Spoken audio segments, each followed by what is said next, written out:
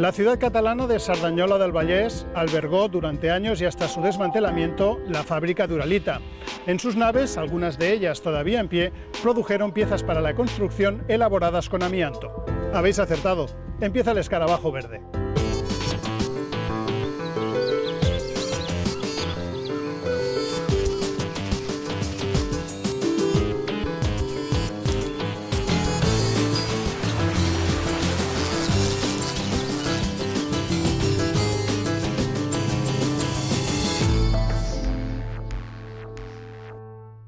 En aquel entonces, ni los vecinos de las calles colindantes, ni por supuesto los trabajadores, sospechaban que una exposición prolongada a las fibras del amianto era un factor de alto riesgo que podría producirles serios problemas de salud en el futuro o incluso la muerte.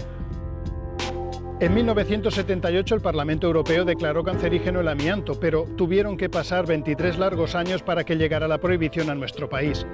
Una restricción absoluta. No se podía extraer, utilizar ni comercializar este mineral por la evidente relación causa-efecto entre la inhalación de estas fibras con una sucesión irreversible de enfermedades relacionadas con el sistema respiratorio. La huella del amianto en España va más allá de 4 naves sin derruir reconvertidas en nuevos negocios o de una placa que da nombre a una calle. Por eso le hemos pedido a la periodista del programa Ana Gonham que nos explique cuál es su rastro. Hubo un tiempo en que la salud laboral, la prevención y la seguridad eran una quimera. En los años 60, en pleno desarrollismo franquista, nadie sabía nada del riesgo al amianto. Más de 60.000 trabajadores de la construcción, el transporte, talleres de coches y extracción energética inhalaron por error u omisión vapores tóxicos producidos por el desprendimiento de unas fibras inquietantes. El amianto o asbestos, el material de moda entonces, no solo era indestructible y resistente al calor, era una amenaza latente. 30 años después, miles de enfermos laborales y ambientales padecen afectaciones extremadamente graves del sistema respiratorio. Toca hacer balance.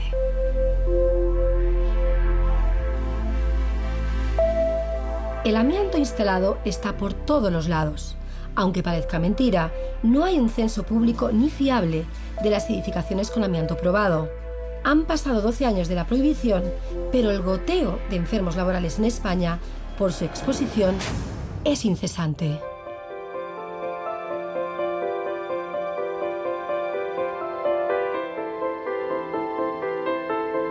Una epidemia a nivel planetario con arquitectura emblemática de la Unión Europea contaminada. Su propia sede, el edificio Berlaymont.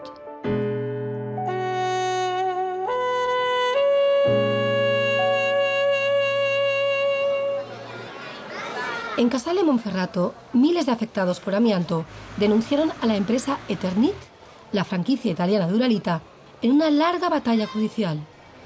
Exigen responsabilidad moral y económica a los culpables de haber arruinado su salud. A sabiendas.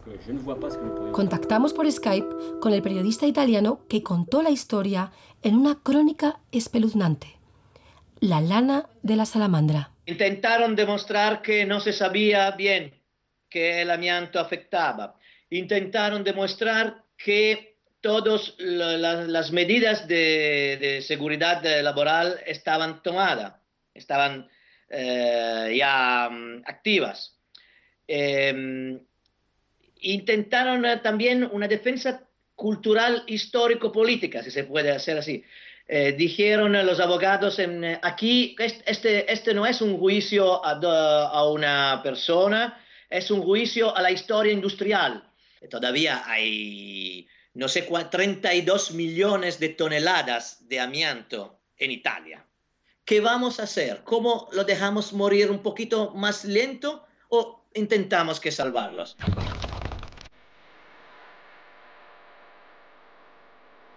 Salvar vidas.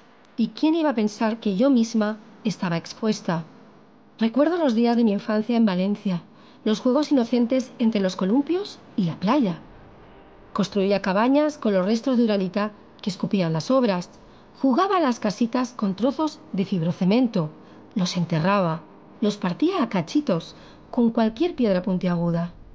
Y nadie me advirtió entonces que ese polvillo que desprendían mis tejados de mentira era una bomba de tiempo cancerígena. 40 años después, mi barrio de Tres Forques sigue respirando polvo tóxico, inhalando fibras de amianto por el deterioro inadmisible de las cubiertas de Uralita. Pues este es el resultado de lo que nos ha llevado a batallar casi 4 años. Estaba tremendamente deteriorada.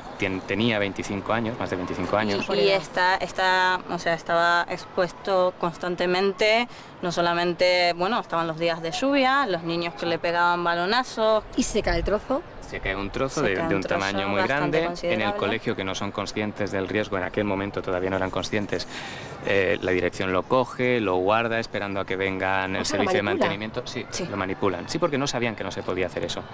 Y lo almacenan dentro del servicio de los profesores, además, hasta que viene... ¿En el cuarto de baño? Sí, lo que querían hacerlo era quitarlo de la mano de los niños, de los claro, alumnos. lógicamente. Cuando ponemos en conocimiento de la Fiscalía la posibilidad de que exista un delito contra el medio ambiente y la salud pública, la Fiscalía admitió a trámite nuestra petición, por así decirlo, de que investigase si había delito o no había delito, y en septiembre, en poquísimos meses, ya teníamos el informe de Fiscalía que admitía o aceptaba que sí que había una situación de riesgo, de alto riesgo además, especifica el informe, y que por supuesto se tenía que cambiar el techo. En el momento de la inspección no había fragmentos macroscópicos, no se podía catalogar como delito, pero que si en algún momento se volvía a fragmentar un trozo y caía al suelo, eso sí que era tipificable como delito. Sois el primero Corta que pega habéis literal. conseguido que se repare. Sí. ¿De cuántos? Creo, si no recuerdo mal, el último listado que nos comentaron que existía hablaba de 44 centros en la ciudad. ¿Y cuánto se tarda en quitar esta cubierta? En nuestro caso, un fin de semana. En nuestro caso, en un fin de semana está fuera. Está limpio el colegio. Totalmente El colegio está limpio. Sin Uralita. 3 colegios públicos valencianos y 3 encrucijadas. Una cubierta retirada por denuncia a la Fiscalía, posible precedente judicial de otros colegios. Padres, profesores y niños a la espera de desamiantado. ¿Qué tal? ¿Qué estáis haciendo? Pues nada, mirábamos el aulario de infantil. Y aquí viene mi hijo pequeño a clase, que nos lo han arreglado, nos lo han dejado muy bonito. ¿Pero eso no se tiene que quitar? En teoría se tendría que haber quitado, sí. ¿Y ellos lo han pintado? ¿Lo han pintado? ¿Han plastificado el techo? Plastificado, sí, eso. El techo. Pero eso no vale, ¿no? Puede que este año aguante, pero no sabemos tampoco si realmente... Parece ser que ya había goteras. ¿Y quién ha tomado la decisión de pintarlo en vez de retirarlo? Yo... Consellería. Sí. ¿Pero no saben que es peligroso, que es tóxico para la salud de los niños? Vamos a ver, los padres estamos muy preocupados porque no sabemos hasta qué punto pues puede existir esa posible contaminación. Ese riesgo. ¿Vale? Ese riesgo. Es un riesgo que no sabemos hasta qué punto, porque sí que vino un técnico de consellería. Exactamente. Y nos estuvo intentando explicar, según él, no había un riesgo cierto. Minimizó los riesgos, incluso yo creo que, bueno, habló de los beneficios del amianto. ¿De los beneficios del amianto? Sí, nos quedamos muy sorprendidos, pero bueno, la respuesta fue esa.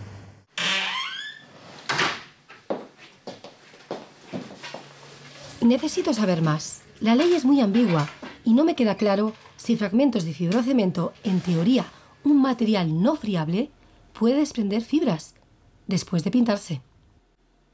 Si una cubierta está totalmente deteriorada, ha llegado al final de su vida útil, la tenemos que retirar. No cabe la encapsulación, no cabe la protección, no se puede rehabilitar. El amianto es un material muy duradero, de excelentes cualidades, cuando está colocado y en uso, pero cuando lo retiramos lo estamos convirtiendo en un residuo peligroso, de muy difícil gestión. Muchas veces las pequeñas empresas, desgraciadamente, lo que están haciendo es romper y triturar ese material y meterlo en sacos y llevarlo a vertederos de inertes, o sea, vertederos de materiales de construcción que no están adaptados para recibir materiales de amianto y que llega el fibrocemento escondido, amagado entre esos residuos y estamos contaminando el planeta de alguna manera. El Centro Educativo López Rosat es el detonante de este documental. la fiesta de carnaval de mi sobrino Jano, me descubrí un patio de colegio con pérgolas agrietadas, un tejado de gimnasio de Uralita parcheado y roto. Inadmisible.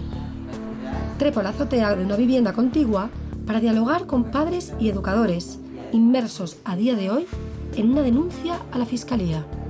Es el caso más grave. Ángela, 42 años de cubierta tóxica y sin solución todavía. Sin solución. Y hemos buscado todos los medios para que esto se solucionara. Los profesores hemos tenido mucho interés en que el colegio fuera puntero, queríamos atraer mucho la matrícula y entonces... Un cole de barrio. Un cole de barrio y público. Además es el más viejo de toda la zona, teníamos que competir con ellos. Había un padre que era arquitecto y entonces hizo un informe sobre lo nocivo que era el fibrocemento. ¿Y qué pasa cuando descubres que hay fibrocemento? Pues que hay que actuar. Lo más importante es que hay que actuar porque es un elemento muy peligroso para la salud. Entonces, si se produce deterioro, si se produce la rotura de las fibras de amianto, se desprenden y puede llegar a 400 metros o 450 metros. Esa toxicidad, ese elemento químico que sabemos que es cancerígeno. ¿Cuánta gente estáis trabajando aquí? Pues en el colegio somos 26 o 27 profesionales, más si además cuentas pues todo el personal de comedor, monitores, cocineras, limpiadores, como profesionales, como profesores, 26 o 27. ¿Y alumnado? Pues alumnado, pues debemos de ser más de 400. Este problema trasciende lo que es el ámbito de la salud laboral. No solamente afecta a los trabajadores, no solamente afecta a los niños, afecta a todos los vecinos. Es un problema vecinal también. Y nos explicó el director general de régimen económico en Consellería y nos dijo que había un expediente abierto, que eso estaba ya pendiente de su aprobación. 8 años pendiente. Sí. Los técnicos que han evaluado esto no son los técnicos de Consellería, son los técnicos del INVASAT. Y en concreto, el jefe del sector... INVASAT? El INVASAT es el Instituto Valenciano de Seguridad y Salud en el Trabajo.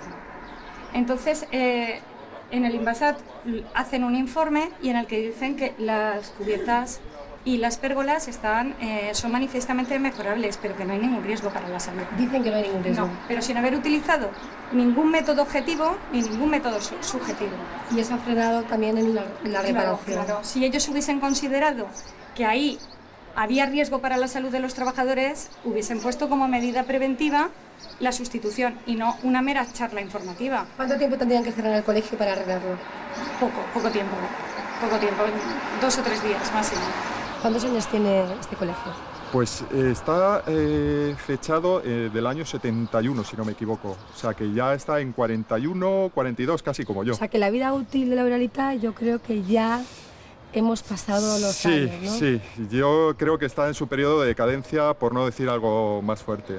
Sí. De hecho, el estado en el que se encuentran ahora mismo estas Uralitas es bastante triste. Yo diría que yo he llegado a encontrar hasta más de 20 tipologías de defectos en estas Uralitas.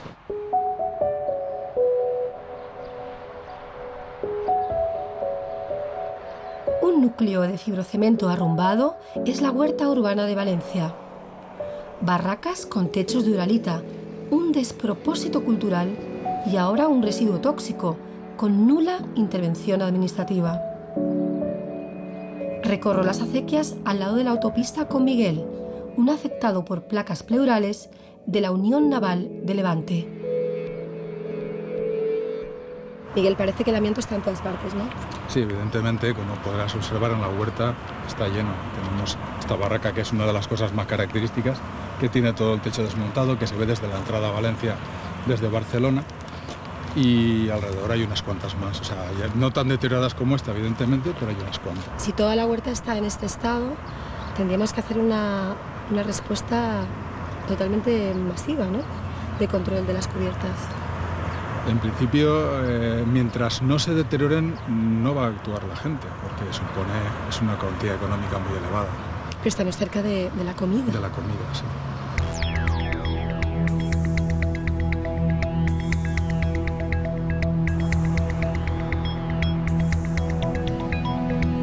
Otra zona cero del amianto en Valencia es el triángulo formado por la antigua factoría de astilleros, el barrio del Grau y una antigua nave de cubierta de Uralita abandonada a su suerte en pleno centro del barrio.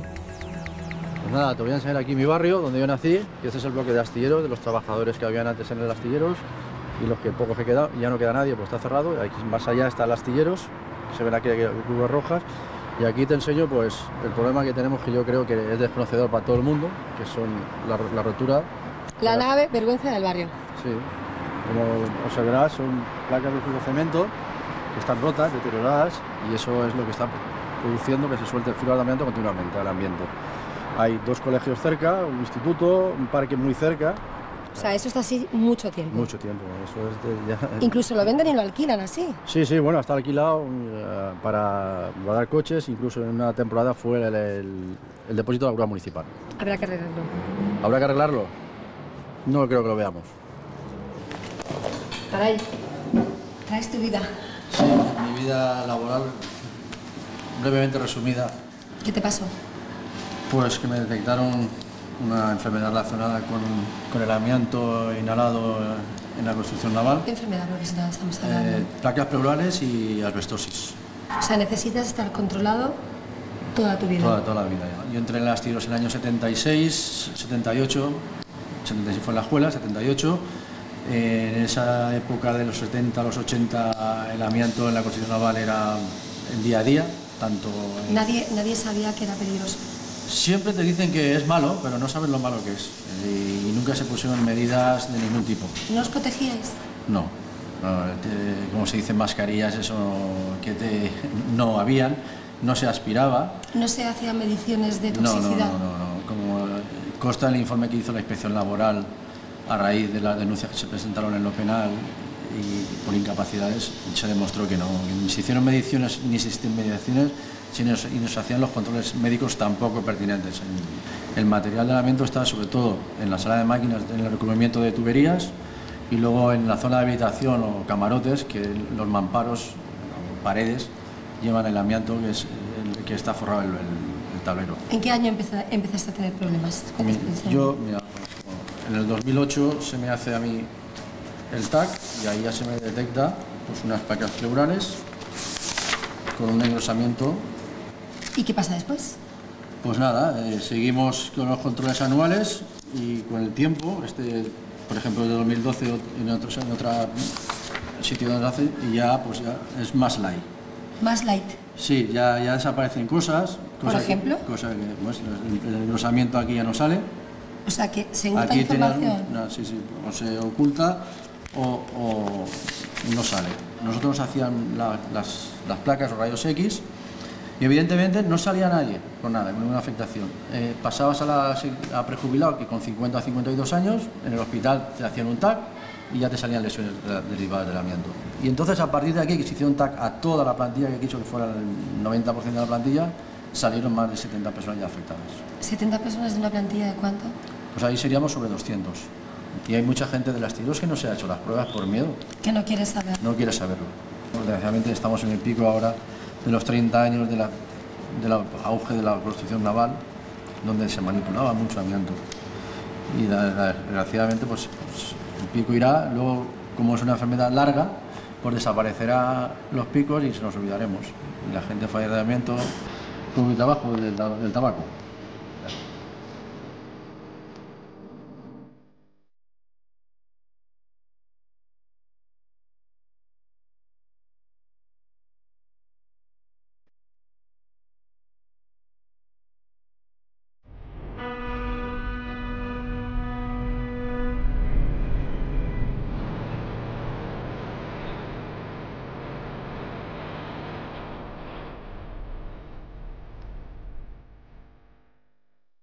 Llego a la zona del puerto de la mano de una mujer combativa, abogada y víctima del amianto al tiempo.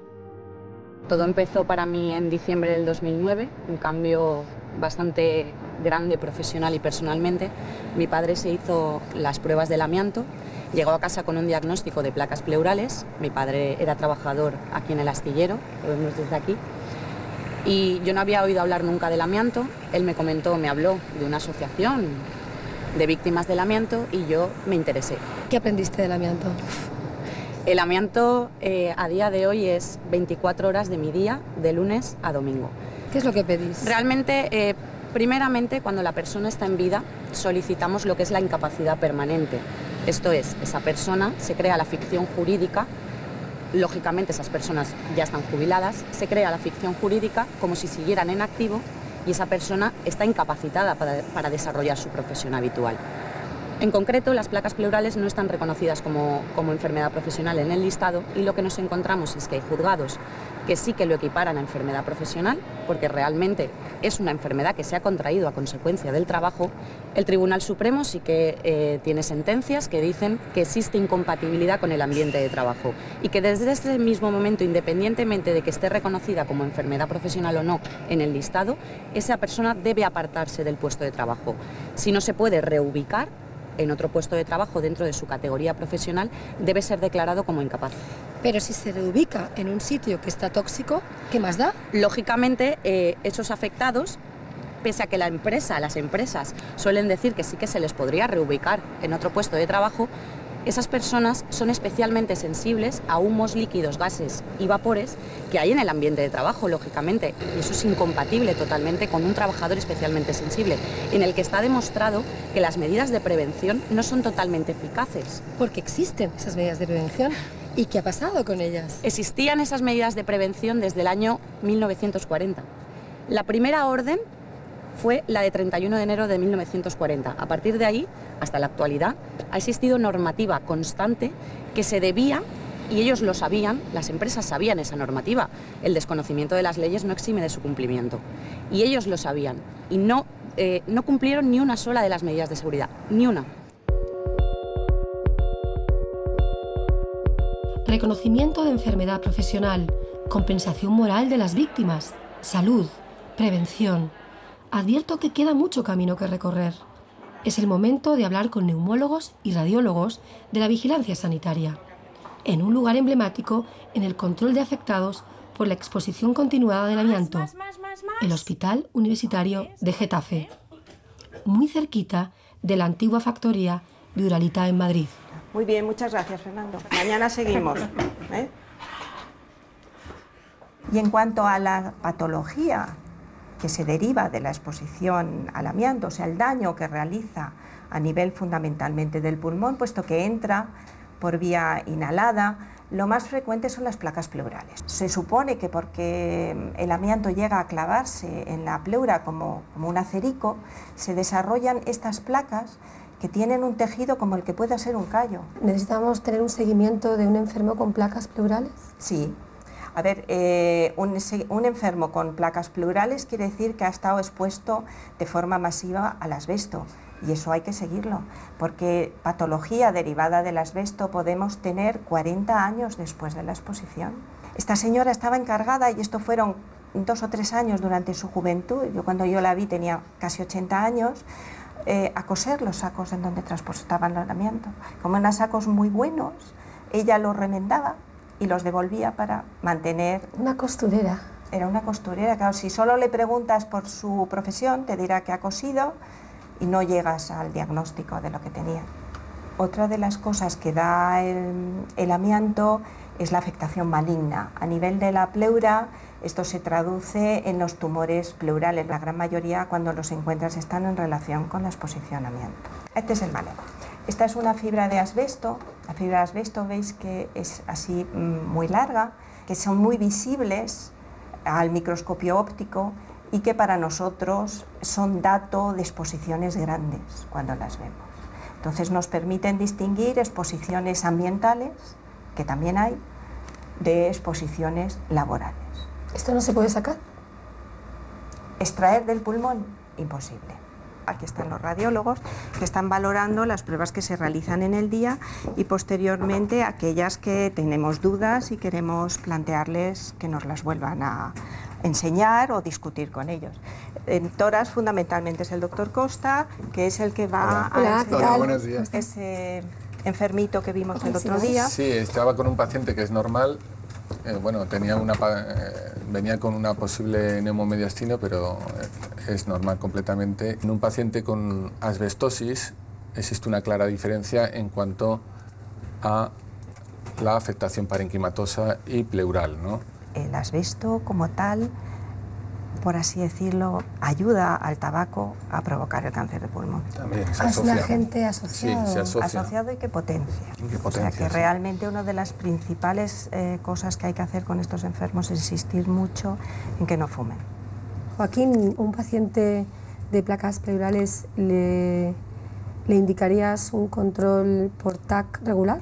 Sí, normalmente se hacen seguimientos, también depende de la clínica del paciente, pero se hacen seguimientos siempre recomendados por los servicios de neumología, que son los que realizan el seguimiento de los pacientes, pero aquí habitualmente se hacen seguimientos de los pacientes, sobre todo en pacientes que ya tienen mucha exposición y mucho engrosamiento pleural. Mucho engrosamiento. Esas zonas son patológicas y hay que estar un poquito más pendiente de ellas por la asociación del cáncer de pulmón, porque a veces se pueden confundir lo que es una atelectasia redonda con un cáncer de pulmón, ¿eh? Entonces hay que estar un poco más pendiente en esos pacientes.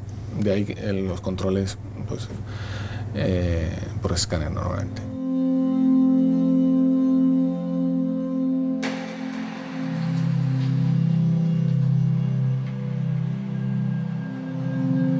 La localización y retirada de materiales con amianto distingue entre mineral friable y no friable, fibrocemento y amianto proyectado. Un trabajo que exige certificación específica que garantice una gestión integrada de prevención en riesgos laborales, calidad y medio ambiente. Nosotros llevamos en el sector del amianto trabajando ya, este año la empresa cumple 25 años. Sí. ¿Vale? Y la exprohibición es posterior al inicio de nuestra actividad. Para nosotros, que venimos demandando una prohibición en el amianto mucho antes de que se tomara la decisión en España y en otros países de la Unión Europea, la colaboración con empresas especializadas, porque el problema no era solamente cuando se ha estado trabajando con el amianto, porque era legal el trabajar con él, aunque se estaba exponiendo a trabajadores, sino que hay muchísimo amianto instalado. ¿Cuáles son los sectores que más te demandan tu actividad? Pues los sectores principalmente es la industria. Tenemos sectores industriales, sectores energéticos y luego ya tema de edificación. En cuanto a edificios que hay en las propias ciudades. ¿Y cuál es el protocolo de actuación en estos casos? El proceso en sí de la retirada del amianto es desmantelar el edificio hasta llegar a esa estructura para poder retirar el amianto. Y una vez que se ha conseguido retirar el amianto, el edificio se puede reformar. O sea, ¿sería viable volver a hacer una actividad allí? Por supuesto. El principal problema no es solo el coste del desamiantado en su momento, sino saber qué cantidad de amianto tenemos instalado. ¿Qué cifras manejáis? ¿Cuánto hay en España? Nosotros lo único que tenemos son estimaciones de lo que ha sido la importación de toneladas de amianto, pero claro, este amianto importado después se ha trabajado con muchísimos productos, con lo cual la dimensión del problema es tremenda. Podemos estar hablando de 4 millones de toneladas de amianto importado. Estamos hablando de un trabajo, digamos, peligroso, de riesgo, minucioso y que alguien debería inspeccionar. Las medidas de protección de los trabajadores son muy contundentes, tienen que llevar máscaras, buzos que no transpiran, a veces son actuaciones en calle, en actividades industriales que están expuestas a temperaturas bastante elevadas. En este caso el tema de la burbuja lo utilizamos para desamiantar amianto de este tipo friable. El más peligroso. El más peligroso, que se encuentra en proyecciones, en estructuras de edificios, se encuentra en calorifugados a nivel industrial, se encuentra en buques y es el que de verdad es más peligroso. ¿Y ese sería el que de manera urgente habría que extraer? El verdadero problema es que teniendo conocimiento de que el amianto era un agente cancerígeno y que había tantísimo riesgo, es decir, nuestra prohibición llega muy tarde, es decir, llegar al años 2000 sin que se haya prohibido el amianto es un error de las administraciones y es una responsabilidad, la responsabilidad última de los propios gobiernos y de las administraciones en su conjunto. Es inadmisible que con el grado de conocimiento que había sobre los daños que podía producir, esto siguiera utilizándose sin ningún tipo de control, con muy poquitos controles, como lo es ahora. Es decir, es absolutamente inadmisible que lo que no hacemos en España, no lo hacemos en países occidentales, resulta que estemos transfiriendo los riesgos a terceros países en donde se sigue utilizando un amianto pese al conocimiento científico que hay al respecto. Salir del amianto, sí, pero con garantías. Es inadmisible que respirar aire tóxico durante décadas quede impune en nuestros días. A quien le corresponda.